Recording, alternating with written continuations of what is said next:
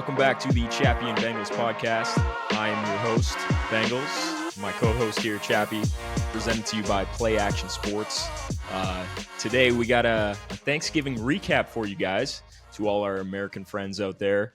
Us on the north side already had our Thanksgiving, but happy Thanksgiving to you guys. Happy Turkey Day. Happy Turkey Day. We had a couple solid games this past Thursday, Friday here. Some controversial endings. We definitely want to touch on that. We got some head coach firings, some good stuff to talk about here. And then we're going to take a look at 5 of the best games from this weekend's slate. And we're going to kind of go through some of the picks, what we're looking at for our parlay cards and our best bets, and kind of dive into some of the information there. But let's get into some of these Thanksgiving games first to start, because, man, some wild finishes out here. We'll start off with that Lions-Bears game. And Matt Eberflus, see you later, pal. Gone. See you later. And I think Bears fans were clamming for that one for a long time, and rightfully so after the handling of the end of that game. But, Jeff, man, how did you feel about the way Chicago handled the end of that game?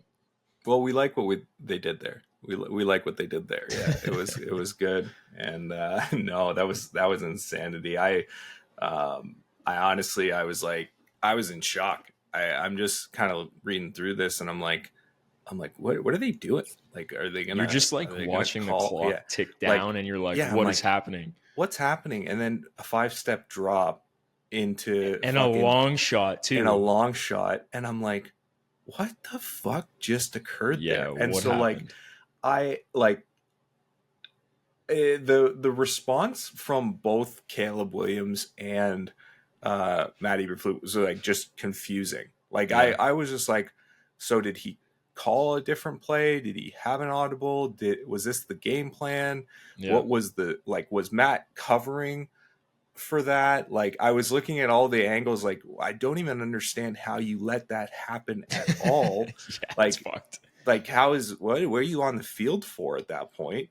Yeah. Like, none of that made any sense. And I'm like, yeah, no, it's about time. Like, we've been talking about it all season long. Like, we don't think he's going to end the season with this team. We don't think if he does, he's definitely not going into the next season. Lo and behold, that decision and everything comes from there. No, just such a wild ending to a game. I'm like, I was just so confused. That's the biggest thing. And I think everyone was so confused. Everyone was. There's a lot of different ways you can kind of look at it too, right? Like, you're just like trying to process what the hell happened. But for me, I'm like, okay, like the quarterback can call a timeout here too. So even if it's like, you look at Caleb's side of things, I'm like, first of all, him taking the deep shot, like Eberflus didn't say take a fucking deep shot. Yeah. As bad as he is coaching, you got to look at that and go, okay, why the fuck did Caleb just throw up a rainbow ball when it's like, dude, you're in field goal range, or at least close to? Like, it's common sense here, you think, at that point. Like, you have a couple options. It's snap the ball. I see what they were trying to do. It's run some clock off. You get a quick completion or something like that, and you set up for the field goal, and you have the timeout. Like, that's all you have to do. But they took 25 seconds for that to run, and I couldn't believe it. So at that point, when you see that happening, why is it so hard to just be like, timeout, let's just call it. Let's kick the field goal then. It's not happening. Like clearly we're taking too long. It was clearly the time, like from like you said, like 25 seconds, anywhere between fucking 0 and 25 seconds. You could have been like, little too long. Seriously, like I was like, okay, this isn't working out the way we wanted to. Call the timeout. I don't know if this is the play. And then a 5-step drop and a deep bomb. I was like, what the fuck was that? Like, what is going on? So that's what I'm saying. I don't know how much of this was on Caleb as much as it was on. And I was like, this is fucking insanity. But what a Bears finish. Like, especially like in the last like little bit here, like that was just like, not to be outdone by what we're going to talk about later, but like, holy shit, this was like back to back, not back to back, but close enough on games that they've had in the worst ways. The funny thing is, I'm watching the Bears play football these last couple weeks, and it is the exact same as how the Bengals are playing their games. Like, they claw themselves in. It's a close game, and they just finish it in the most controversial way. And it's like, holy shit, every single week is just a repeat offense with the same nonsense. And the only difference is the Bears actually fired their head coach off of all this bullshit. And then on our end of things, we're still riding with our guy. And it's like, what in the world? Read the room, fellas. Exactly. Read the room is correct there. So I'm watching this stuff, and man, I feel for the Bears fans out there, because us Bengals, we're finishing the game the exact same way, and it stings, man. You almost rather just lay down and take it than to will yourself back in, get this hope, and to fuck it up so royally at the end there. It's unbelievable to me. But I think, did you hear the comments of what the coach said, standing by the decision? Yeah, that's what I mean. The game, like, not to use. We like what we did there. What?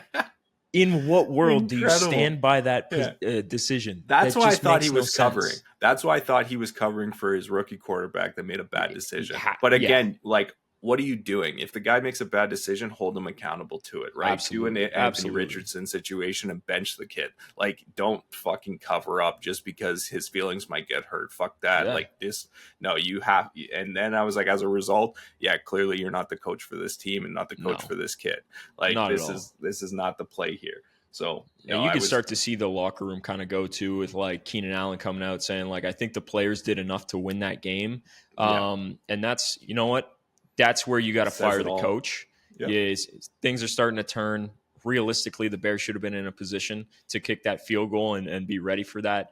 They clawed themselves back into that game. I mean, you look at halftime. This team everybody was like, this team has second no shot. Half like, Bears Detroit's just definitely the play. Like they have been Bears on the spread for the second half. Unreal in the second half on the spread, like just covering the spread every time, pulling it up. Yeah, so. It's like they definitely shouldn't have won. I know this is a conversation that, like, they clawed themselves back and all this, and even in our comment section on a couple of our posts, like we're seeing some, Bears defense really locked in on the Lions. Sure, okay, but the Bears was never in that game until the last moment. Like the Lions dominated that game possession wise. It was 35 minutes for the Lions, 24 for fucking Chicago. Like they just showed up at the last bit. And if anything, that's a coaching moment that Dan Campbell's going to use to say, you can't let off the fucking gas here. Like we got to keep going and make sure that we're making plays into the third and the fourth. But like just a wild game and definitely a wild ending. But man, Goff, this guy is just kind of leading his team here. Like just putting things up. Had a bit of a down game, but I don't know. This team is just deadly. They just finish games, man. They finish. That's the thing. They lock in everything that a football team is supposed to look like, and that's how you execute. I mean, you look at the coach. And dude, I swear, like, I feel like I want to run through a brick wall when I listen to these Dan Campbell speeches at the end of games. He just has his team. He has his team bought in. He does. And I mean, that's what happens when you go out there and you prove it every week and you win these close games and this and that. And I love the comment that he made when a reporter was asking about, like, if he felt snake bit with all the injuries that the Lions were piling up there. And he's just like, honestly, it doesn't matter. Like, I do what I have to do with the guys that can play and be out there on the field. And that's what it comes down to, is like, next man up. Like, you're going to get your call, and we're going to need to see you go out there and make a play regardless of who's available. And his mentality is just, it's been a slow build, and it's probably been the most ideal build from like a patience and coaching side of things, where they've just progressed every single year. And man, that's what you look for. And it's pretty crazy to see the story of the Detroit Lions and what they've kind of come to right now. But and you know what I like the most out of it? So Jameson Williams had that little blop, fucking whatever you want to call it, at the end of the game. Yeah, the little toss in the face. Tosses in the face, and then gets absolutely scalded on the fucking sideline. Like, you can't Antoine do that. Randall L. Yeah, I love that. Just don't do it. Don't do it. The dad point was like, incredible. That's enough. I was like, that was the funniest fucking thing. I'm watching him get lit up, and then you can tell, like, it's just an immature moment for JMO, and then he's like, he's just like, he's trying to plead his case, and the guy's like, don't you fucking do it. Like, don't you bring that up. We're done here. Don't you talk about that. I was like, the dad point was incredible. I'm like, that awesome. But that coaching is what you need, and that accountability in real time. And then obviously Dan Campbell said after the game that he came forward and apologized to the team for his actions in the fourth. And I was like, and that's a team. That's a fucking culture that you want to get behind, because it's immediate. It's accountability on all fronts at all times. And to have that right away in the next, literally in the postmortem of the game in the locker room, to have that accountability already present, that means the team is really, really connected and doing great things. It's very impressive. It's very impressive. No, and shout out to Dan Campbell, man. That guy's got this fucking team on a everybody's on the same page, man. It's not about any single individual, and that is a masterclass by Dan Campbell and what he's been able to do with this team. They're bought in. But I will say another thing too is, like, when you get these guys that have been a part of like the low points of things, and they come together and they've gotten to this point, I think those guys are very key in a locker room, and like having that where we've come from this point, we willed our way to this point. You get everybody on that same page. And a quick thing I wanted to kind of say was, like, DJ Reader, the guy the Lions acquired this year, he actually ended up getting the game ball at the end of the game. He's been incredible this year. He played for the Bengals last year, and we let him walk in the offseason. And this is the difference, is this offseason you saw Detroit go out and you saw them hand the bag to a lot of their main guys, the Penei Sewells. David Montgomery got a contract extension. Jared Goff got signed. They signed Amon-Ra. Like, everybody who was a part of this buildup that got to this point, they expressed how important they were to them, and they paid them the money. Whereas Cincinnati went out and opted for, we're just going to go try and find a guy that's maybe going to not get as much guaranteed money, or we're worried about DJ Reader because of the injury. Look at the way Cincinnati's defense has played this year. You lost a guy that was not only a leader, but a hell of a player too, that would have shored up a lot of voids that we had, and we knew that already. And we decided to go the route of just bringing in a guy on a cheaper scale and trying to plug in. It doesn't work like that, man. DJ Reader was one of the guys that helped Cincinnati claw into the position they were in, and it's really fucking sad to see. And I think all of us Bengal fans are sitting there, and we all feel like that Wolverine meme where we're just staring at that photo on our bed, and we're like, fuck, man, we miss DJ Reader because he was such a big piece of our defense, and to see him showing out, we're shedding tears over here. But shout out to him and the Lions for wicked season so far, and they're definitely going to go far. All right, now let's bounce over to our next game. Not going to be a whole lot to say about the Dallas Cowboys and the New York Giants here, except the Giants, they're definitely going for that number one pick. I think if you saw Joe Schoen, the GM of the Giants, was already at the Colorado practice the other week, looking at Mr. Shedeur Sanders, I'm sure, and figuring out who they're going to take in that number one spot, because I can't see this team looking to win many more games. I think you saw that Drew Lock was pretty much a backup quarterback. They don't really got a whole lot going for them. Was that the 44 yards? Yeah. The game?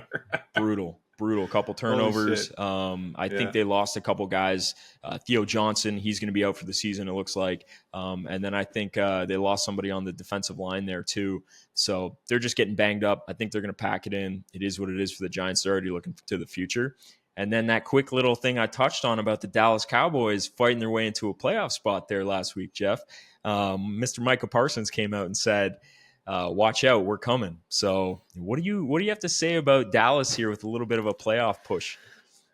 Listen, I think it's a nice thing to say. I genuinely think it's cute. Yeah, hey, listen, Parsons is doing everything he can to will it into existence. However, I just don't think that this team, CeeDee Lamb obviously sat for the majority of that game with his shoulder impingement or whatever the case it is there. Yeah. And so he's the biggest part of this offense right now going forward aside of Mika. And if you can't have the one offensive threat, and on the other flip side of the ball, obviously Mika's come back, he's done well. But like in this scenario, what are you expecting out of this? Like, I just don't see over the next, however many games here that like the Cowboys are going to have, they might sneak, but I don't necessarily believe that. Like, what do you got? So you got Bengals, you got Panthers, you got Bucks, Eagles, Washington. Do we think they take it in Washington? Well, they already had one, right? So they might be able to do it, but Eagles, no. Tampa, tough game. Carolina, you should. Bengals, probably not. So that's where I look at this team and say, yeah, I don't think they have enough left here on the schedule to make that happen. That and just in general, like Dallas is just, they've been able to win against the Giants here. Like let's nothing special, for what it clearly is. Like, let's take that for what it is and not get too excited. Everything past that, when there were tough teams, and trust me, they had a wicked slate. Like, you look at this, and from week 6 onward, it was Lions, San Fran, Atlanta, Philly, Houston. Like, that's not an easy slate by any means. So, no, I know. So you win against Washington, you win against the Giants, you get a little bit of like, oh, wow, look at us. But then, Bengals, it's a toss-up. You never know, but they are not the favorite in that game. So we'll see how it goes. I just don't see it. I don't know about you. No, I definitely don't see it either. It's cute and it's something for the fans. Like, that's awesome. But you're playing against two teams where, you get crazy finish in the Washington game. That's great. Like, your defense, I think the big thing is you got some guys that were injured back, and you're playing a little bit better, but it's too little too late at this point. And even if you get to the playoffs, like, what do you think you're doing? You're going to go up against teams that are far better than you. You're not going to win games with Cooper Rush. Is it the smart play, right? Like, is it the actual, is it the smart play as an organization to try and win these games at the end of the season and try and move off of your pick capital and everything there? So I don't know if, just from that perspective, I just don't see the offense doing what it needs to do. I just don't see it. I don't see it either. It was already a struggle with Dak Prescott without a running game. Now you think like Cooper Rush is going to carry this team back? Absolutely not. You just played potentially a hurt CD. No. Yeah, you played a pathetic Giants team that's just folding. They got third string quarterbacks in there, and they just don't care. They're packing it in for next season. Like, I wouldn't really think that you're going to go much farther than this, but it's cool. It's something to say. Like, these guys are competitors at the end of the day. You're always going to compete and do your thing. But when you look at the teams that are just on the edge of the bubble in the NFC. Yep. You got like the Vikings, the Packers, the Commanders in wild card spots. And then you got like the Cardinals, the Bucks, the Rams, the Niners, all sitting above them, fighting for those last spots. Dallas is not contending with any of those guys. And that's a wrap. And it's like you said, is it better to just, not try and win some of these extra games? Yeah, from a draft perspective point, yeah, you should. And this is the comments I had about the Steelers all these years is they can't get a high enough draft pick. Like, everybody applauds the always being above 500 for Mike Tomlin, but then that just equates to you never get a shot at like a good quarterback or anything like that. So is that a good thing? You want to just finish above 500 every year and you're never getting a shot at the guy that you actually need to push this franchise over the hump? Probably not. So I think that's a wrap on both those teams. It's a good story, good win for Dallas on Thanksgiving, but I don't think it's much more than that to be said. Agreed. All right, next up, we got our final game here, Green Bay, Miami. Mr. Tua cannot win a game in the cold. And that stays true till this day. And I think all of us here, at least for me, when I made my picks, I was like, yeah, no shot. They just suck in the cold weather. And I don't know if it's because they're from Miami and they're just subject to the warm weather all the time. They just can't perform in the cold, or what it is. But these guys just don't know how to win these big games later on in the season when it's cold weather outside. Yeah. So what do you have to say about that? Well, I will say, Tua did have a fucking big game overall. He had a big game from a garbage points perspective where it was like already over and then they started going at it. Also, Tua, fuck off, because now you go for 2 carries and 6 yards as of last week when I saw the rush and I saw the rush. I was like, that's what I wanted. That was where it has to come in this game. I thought it was going to come in the last game, but that's okay. But no, 365 for 2 touchdowns. He definitely did what he needed to do, at least from just trying to get into it. But I don't think they were ever really in this game. They could never establish the run at any point. They just locked in. Like, Green Bay just locked in on this. And honestly, I don't know. It's just one of those things that they started scoring a bit, but it's never enough. Like just never enough to get it done. That whole like cold weather situation that was happening too was just so funny to me because like the whole storyline surrounding like them coming up to fucking Green Bay to play them was just that they had 3,000 pounds of fucking like like scuba gear and this, that, and the other stuff to prepare for like the weather change and everything that was happening. And I was just dying. I was like, man, like that's an embarrassing thing to say. That like I get it's a storyline and maybe it just happens in all of those southern hemisphere type of fucking states, but like I don't get it. They're not in the southern hemisphere, but that's like the funniest fucking thing. You get what I'm saying? Like yes, I get what you're saying, but holy fuck, like I just don't get it. I was chuckling through it. Man, I think when I look at it, like I just don't think this team is built to win big games. Like I love Mike McDaniels and stuff, but like I don't think the Dolphins are a football team that can win games like this. They're just not built that way to me. Yeah. Like I think you got a lot of finesse and you got the flashiness to them, but this team has never been ready to win a big game. And every one that they've had, they haven't shown up and competed. Like it's, to me, that's a wrap. And I think, they might have, because they have the injury stuff this year, I think next season is a big tell. If they walk into that season with Mike McDaniels and it's the same shit, he'll be gone 100% because they can't keep trotting out the same garbage every single year. So, but to me, that's kind of what fantasy the Dolphins are. With Tyreek Hill, do we think he's on his absolute last stretch here, or do we think because of his like athleticism that he'll be able to carry into next year and have something go for him? I think he's such a this year. I think he's such a one-dimensional player. If you lose your speed, you're done. When you look at guys like the Chiefs and DeAndre Hopkins, Hopkins is slow as fuck. But you know what he's good at? He's good at winning man-to-man, and he can make amazing catches and create separation with guys. Tyreek doesn't do any of that. He's not good at making high-pointed catches. None of that shit. His game is purely speed. So once you lose that, he just doesn't have anything to separate. Like, do we think he's lost? He hasn't looked the same. He hasn't looked the same, but I don't know if that's a product of just the situation with Tua and just like that, like the deep threat balls and all that, just not having that ability to get that.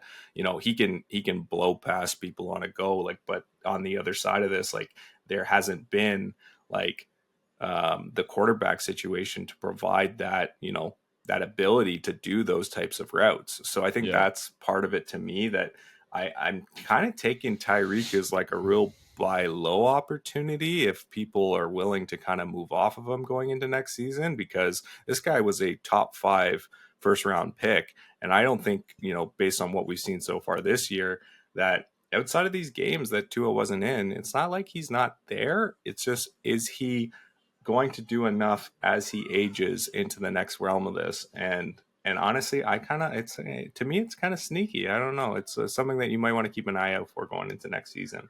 That's a tough watch because you look at guys like Cooper Kupp too, and these guys that are on the back end of their 30s. Yeah. We see the decline in that stuff. And it's, even if you're a guy that has Tyreek Hill and you want to sell, and the other person's trying to buy low on them, when you're in a position like that, like, what are you going to do? Because I don't see anybody willing to give up like early mid first for a guy like Tyreek Hill. You're kind of more suited to just hang on and ride out what he has left, allow his stock to increase and maybe trade him at the deadline next season. But right now it's kind of a tough sell because you're just not going to get the value versus the production that he could have next year based on a better start, a healthier quarterback, this and that. But you've seen like 4 games now where Tua has been healthy.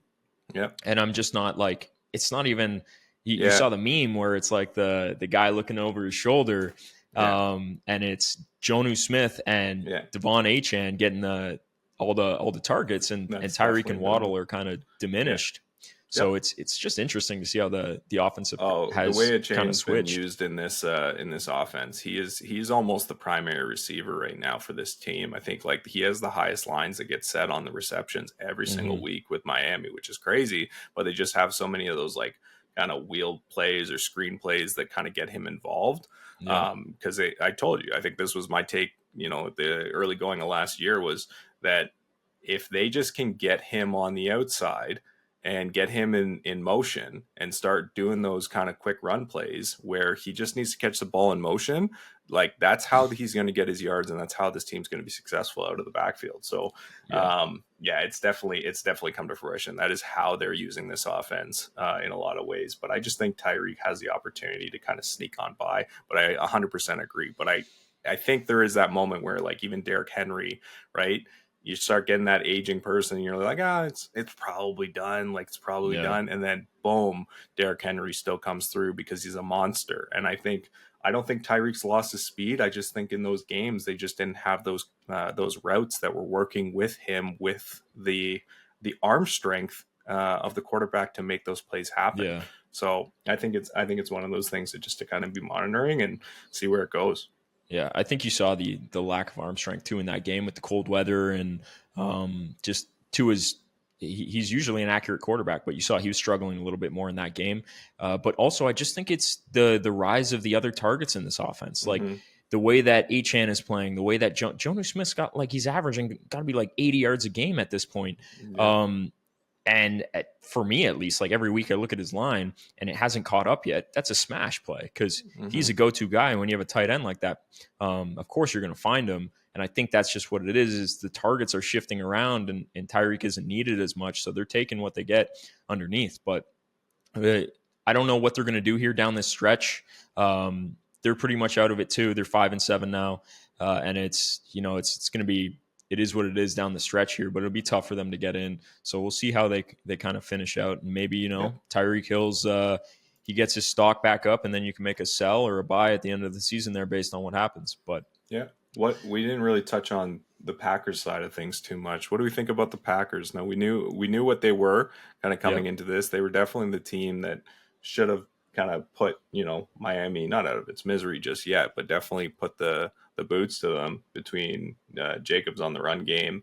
And funny enough, Jacobs had a ton of carries, went under on his yards, but then on the reception side of this went huge on a couple of those plays, ended up with 75 yards.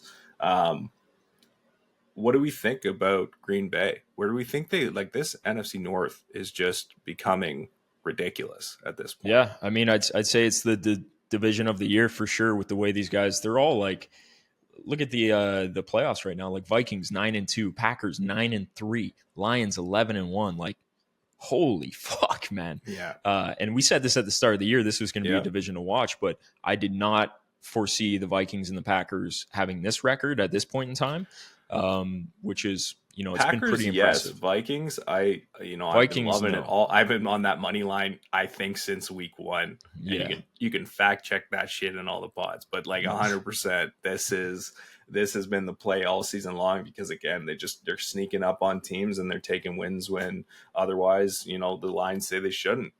And no, the Packers as well. I think the Packers deserve to be here. We know what this team is, and they're just so well coached, well built.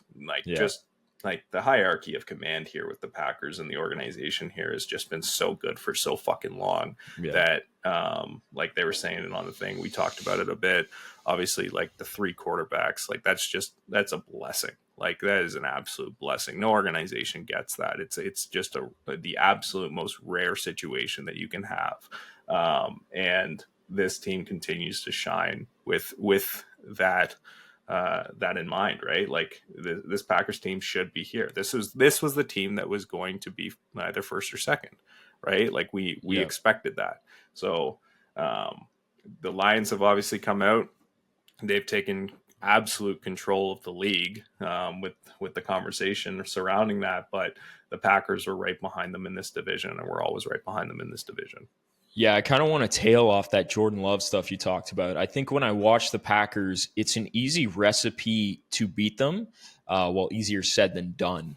But I think when you look at Jordan Love, like he's probably got the turnover-worthy plays that he produces every single game. I think he had thrown an interception every game up until that last game there.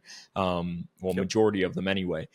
I think the thing with that is if the Packers get ahead on you, right? And they can run the ball and they can do that because they're schemed so beautifully. Like the way that LaFleur has these guys running the ball, when you watch these plays, it's amazing. It's really a masterclass at running the football. And when you got a guy like Josh Jacobs now, it's perfect for that offense. And you got receivers that can all make plays out there. Even Tucker Kraft had a great game last time. Like this is just a very balanced football team. But if you get pressure on Jordan Love and if you start that game and you don't allow them to get a lead and stuff like that, you start to fluster him, he's going to make mistakes.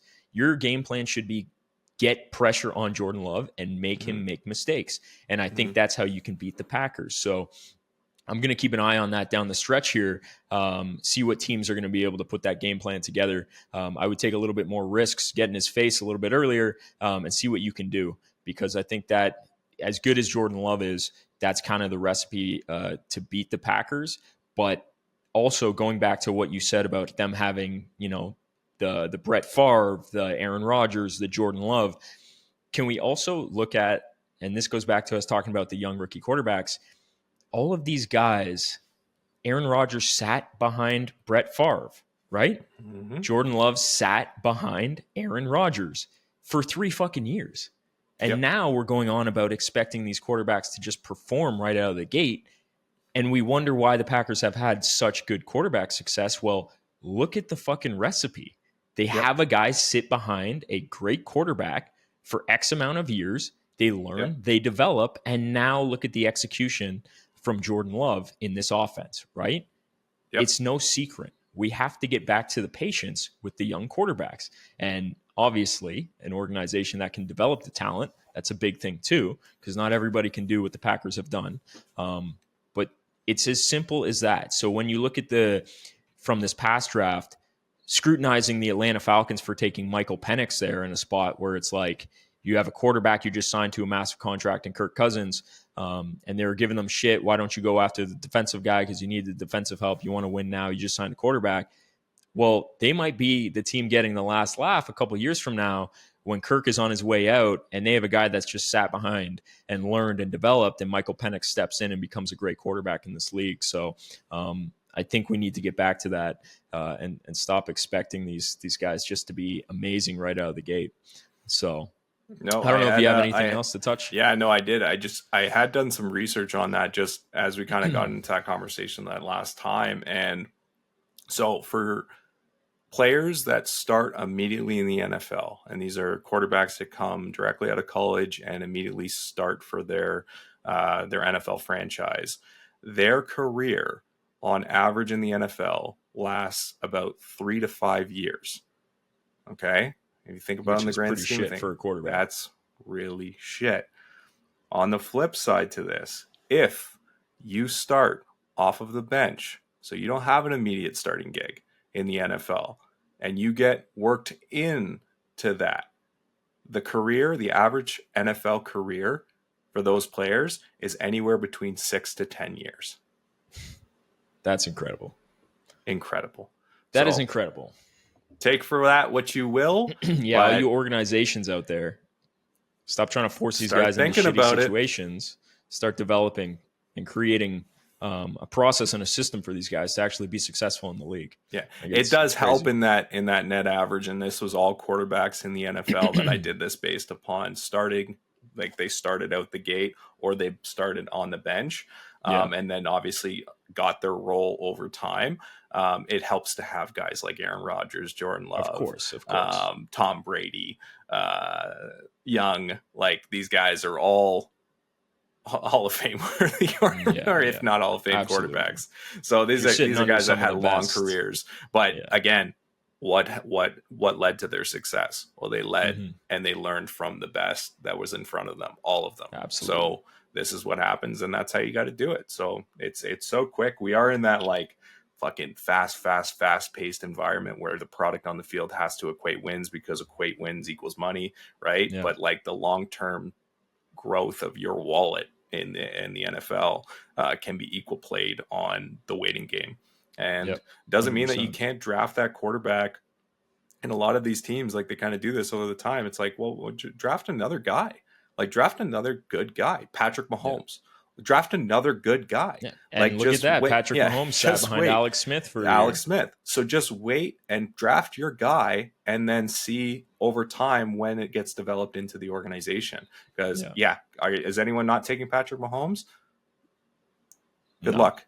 Yeah. Yeah. I think you got to, it is the recipe, and you got to have a plan, man. You can't just be like, yeah, we're going to take this guy and he's going to save our franchise. Like, man, start developing a plan for these younger guys and where you're going to go moving forward. And I think that's the missing piece. But yeah, there's some good stats there, man. Mm-hmm. So let's get into this last game, the Black Friday special. We got the Chiefs and the Raiders. Another classic ending for the Kansas City Chiefs here. Safe to say, I don't think I've seen shit go a team's way like this in the 20 years that I've watched the NFL, aside from the Patriots at some point. It's crazy to watch. And I know we want to touch on kind of the last play there in that game, but let's kind of start off with the Raiders playing a scrappy game, and we love to see that. But once again, the Chiefs not covering their inflated line. It's the greatest thing in football. Oh my God. Just watch the spreads on Kansas City. And like the Raiders, like this was 13.5 was the spread for the Raiders. Yep. And I was like, oh my God, this is the gift that keeps giving. Like, just like I saw 10.5 too, right? Yeah. And we had done, it was kind of helpful that we had done the conversation last week on the pod, and we're like, hey, like 10.5, this is a lock. However, they have never done this before all season long. And then as I kind of looked into that, I'm like, oh shit, they haven't done anything over 7 in this entire season. So yeah, and it's something inflated like over 10, I believe. Like, geez, I think that's ridiculous, but it makes sense. Like, just take that. Yes, they're going to win on the money line. No, they probably won't win on that spread, and just kind of keep an eye on for that. That is now 6 straight. The Chiefs have not covered the spread. Yep. So yeah, they're having a problem. Pulling away from these teams. 7 was a push too. Like week 4 against the Chargers, 7 was a push. So they have not covered anything over 5 in this game, in this season. Yeah. So anything over 5 points, they have not covered. And that's insanity. That crazy. Is remarkable. Yeah. Funny enough, you say that. The early line here for next week against the Chargers is 4.5 points.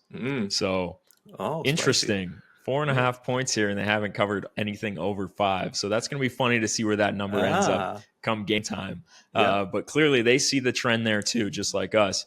But the Chiefs, man, I think this is another game of like, you got Pacheco back. You got Kareem Hunt, who's been running the ball before. Patrick Mahomes is just, I don't understand what they are doing.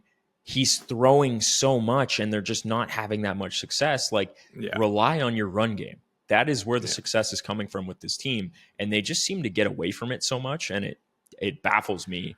But this was a weird game because of the situation with Pacheco as well, right? Like we have always said, like, the injury, and then but then give Kareem Hunt the carries, right? Like he's been great for the offense. Yeah, like either make something happen so one guy becomes the receiving back and the other guy becomes the running back. And like that's something that I think they were trying to figure out as this kind of game progressed.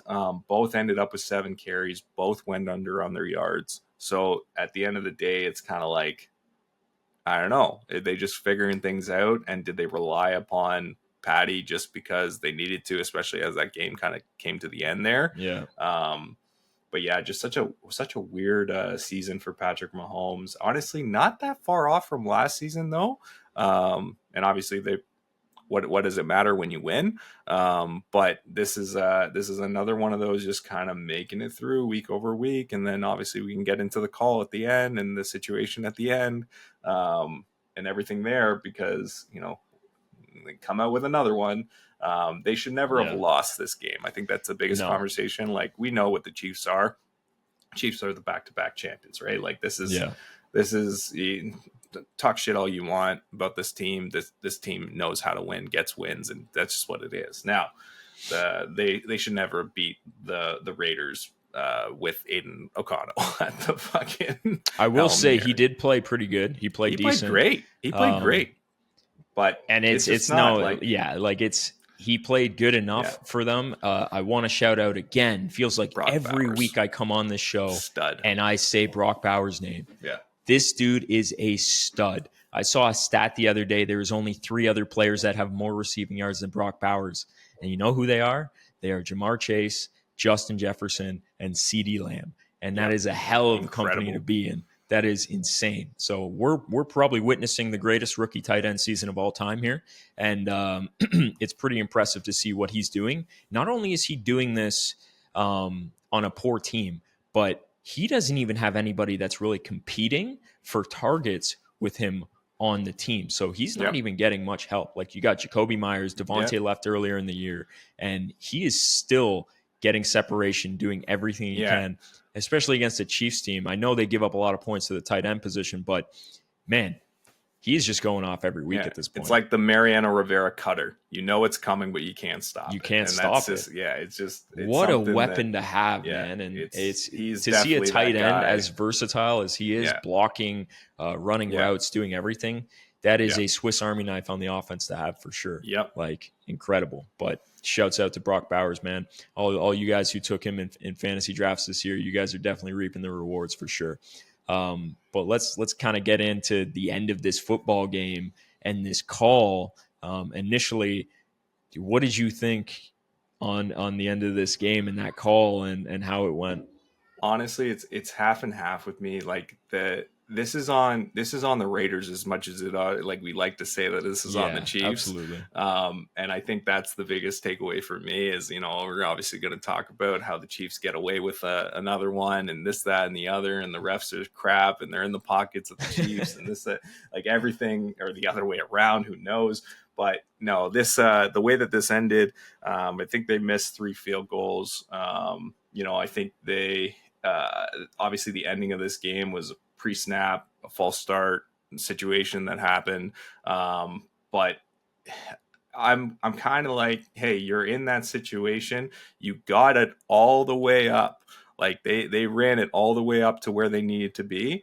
And then just, it always happens. And exactly that was also their second go too. Like they missed the field goal previously. Yeah. I think they made the right call there. Like we were arguing, they sent the punt team out at first, and then it was like, no. Like you got to go for this, or you got to attempt a field goal. You can still get it back, but you can't punt it. Like that would just be a waste. Yeah. They did the right thing. They missed it, and they ultimately got it back still. Not only did they get it back, that punt was down to like the 1 yard line. Yeah. Yeah. So they drove the length of the field there. Yeah, they did. They went the full thing, and he moved, right? Moved the chains, like fucking got into that hurry and just started going. But it was like one of those situations that then it's that last play. It's that last play we talked about, and how can you be undone by the Bears ending?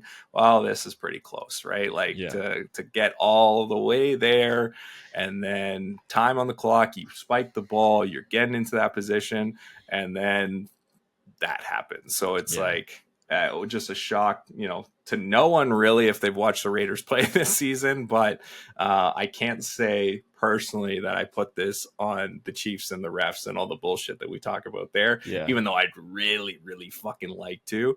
But you'll get into more of that, I think, on just the call in general. Yeah, like with that call, I think when I was standing there, I was watching it, you could see Jackson Powers-Johnson, the center there. He was signaling to the sideline, going like, hey, it was like false start on me. Like you could see the hand motions there. But then I was looking at it, I'm like, okay, like center has to move because he controls the ball. So if it's a false start on him, he has to initially move prior to the movement of the ball, which I didn't see on the play.